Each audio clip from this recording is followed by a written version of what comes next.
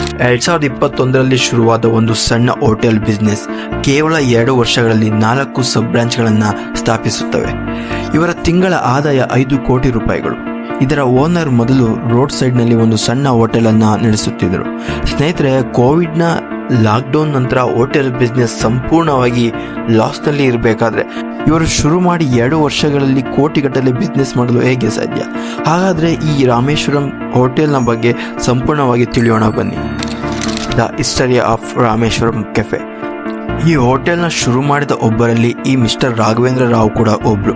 ಇವರು ಮೊದಲು ರೋಡ್ ಸೈಡ್ನಲ್ಲಿ ಹೋಟೆಲನ್ನು ನಡೆಸುತ್ತಿದ್ದರು.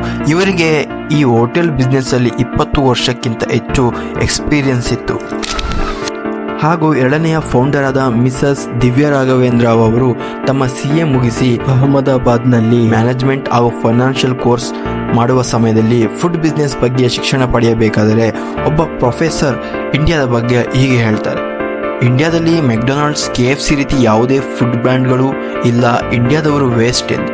ಇಲ್ಲಿಂದ ಶುರುವಾಗುತ್ತೆ ದಿವ್ಯಾರವರ ಹೋಟೆಲ್ ಸ್ಟಾರ್ಟಪ್. ಇದಾದ ನಂತರ ದಿವ್ಯಾರವರಿಗೆ ರಾಘವೇಂದ್ರ ರಾವ್ ಅವರ ಪರಿಚಯವಾಗುತ್ತೆ. ಅಲ್ಲಿ ದಿವ್ಯಾ ಅವರು ತಮ್ಮ ಹೋಟೆಲ್ ಸ್ಟಾರ್ಟಪ್ನ ಬಗ್ಗೆ ರಾಘವೇಂದ್ರ ರಾವ್ ಅವರಿಗೆ ತಿಳಿಸ್ತಾರೆ. ನಂತರ ಶುರುವಾಗಿದ್ದೆ ಈ ರಾಮೇಶ್ವರಂ ಕೆಫೆ.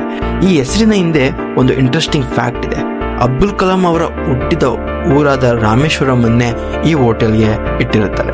ಸ್ನೇಹಿತರೆ, ಈ ಫೋಟೋಗಳನ್ನು ನೋಡಿ. ಈ 2 ಫೋಟೋಗಳು ಕೂಡ ಹೋಟೆಲ್ಗಳೇ. ನೀವು ಯಾವ ಹೋಟೆಲನ್ನು ಚೂಸ್ ಮಾಡ್ತೀರಾ?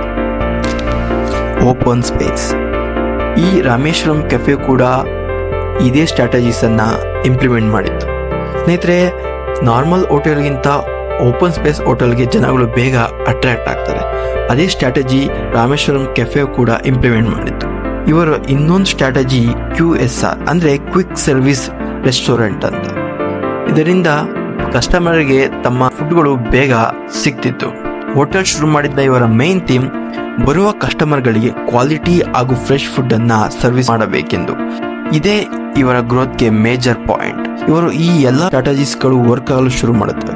ರಾಮೇಶ್ವರಂ ಕೆಫೆ ದಿನ ಕಳೆದಂತೆ ಕಸ್ಟಮರ್ಗಳನ್ನು ತನ್ನ ಕಡೆ ಸೆಳೆಯಲು ಶುರು ಮಾಡುತ್ತೆ. ಒಮ್ಮೆ ಬಂದವರು ಮತ್ತೆ ಬರುವಂತೆ ಇವರು ತಮ್ಮ ಹೋಟೆಲ್ನ ಮೇಂಟೆನೆನ್ಸ್ ಹಾಗೂ ಸರ್ವಿಸನ್ನು ಕೊಡ್ತಿದ್ರು. ಇವತ್ತು ರಾಮೇಶ್ವರಂ ಕೆಫೆ ತಮ್ಮ ಗ್ಲೋಬಲ್ ಆಗಿ ಲಾಂಚ್ ಮಾಡಲು ಶುರು ಮಾಡಿದೆ. ಮುಂದಿನ ದಿನಗಳಲ್ಲಿ ನಮ್ಮ ಕರ್ನಾಟಕದೇ ಆದ ರಾಮೇಶ್ವರಂ ಕೆಫೆ ದೇಶ ವಿದೇಶಗಳಲ್ಲಿ ಬೆಳೆದು ನಮ್ಮ ನಾಡಿನ ಹೆಸರನ್ನು ಎಲ್ಲ ಕಡೆ ಸಾರುತ್ತೆ. ಸ್ನೇಹಿತರೆ, ನಿಮಗೆ ಈ ರಾಮೇಶ್ವರಂ ಕೆಫೆ ಬಗ್ಗೆ ಏನನ್ನಿಸ್ತು? ನೀವು ಯಾವತ್ತಾದ್ರೂ ಈ ರಾಮೇಶ್ವರಂ ಕೆಫೆಗೆ ಹೋಗಿರಾ? ನಿಮ್ಮ ಅನುಭವಗಳನ್ನು ನಮ್ಮ ಜೊತೆ ಶೇರ್ ಮಾಡಿಕೊಳ್ಳಿ.